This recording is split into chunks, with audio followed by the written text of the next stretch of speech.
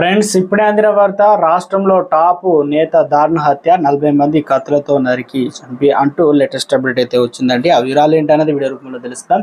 Friends, skip చేయకుండా పూర్తిగా చూడండి. అప్పుడే కంప్లీట్ ఇన్ఫర్మేషన్ అయితే మీకు అర్థమవుతుంది. చాలా మంది చూస్తున్నారు కానీ సబ్స్క్రైబ్ చేసుకోవడం మర్చిపోతున్నారండి. దయచేసి ఛానల్ సబ్స్క్రైబ్ చేసుకోండి. మీరు సబ్స్క్రైబ్ చేసుకోవడం వల్ల ఇటువంటి లేటెస్ట్ అప్డేట్ అందరికంటే ముందుగానే అందించడం జరుగుతుంది నోటిఫికేషన్ రూపంలో. చూస్తున్నారు కానీ లైక్ చేయడం మర్చిపోతున్నారండి. దయచేసి లైక్ చేయండి. మీరు లైక్ చేయడం వల్ల ఇన్ఫర్మేషన్ అనేది మరింత మందికి రీచ్ అవుతుంది. లేట్ చేయకుండా వీడియోలోకి అయితే వెళ్ళిపోదామండి. మనం తెలుగు రాష్ట్రాల్లో దారుణం రాష్ట్ర రాజకీయాల్లో సంచలనంగా మారుతుంది. ఇక నంద్యాలలోని మహానంది మండలం సీతారామరాజు గ్రామంలో దారుణంగా చోటు చేసుకుంది. వైసీపీ నేత సుబ్బారాయుడు ఇంటిపై దాడి చేసి హత్య చేశారు ప్రత్యర్థులు. ఈ దాడికి 40 మంది దుండగులు పాల్పడ్డారని సమాచారం. కేకలు వేస్తూ తిడుతూ రోడ్లపైన రాళ్లతో కత్తులతో సుబ్బారాయుడును హత్య చేశారు దుండగులు. ఇక వైసీపీ నేత సుబ్బారాయుడు హత్యతో సీతారాంపురం గ్రామం వణికిపోతుంది.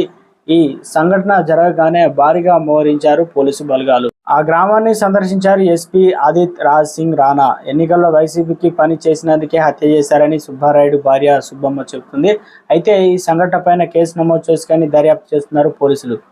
ఏపీలో క్రైమ్ రేటు విపరీతంగా పెరిగిపోతుంది. ఏపీ కొత్త ప్రభుత్వం వచ్చిన తర్వాత హత్యలు మరింత పెరిగాయి. అయితే తాజాగా నంద్యాలలో దారుణ హత్య అయితే జరిగింది.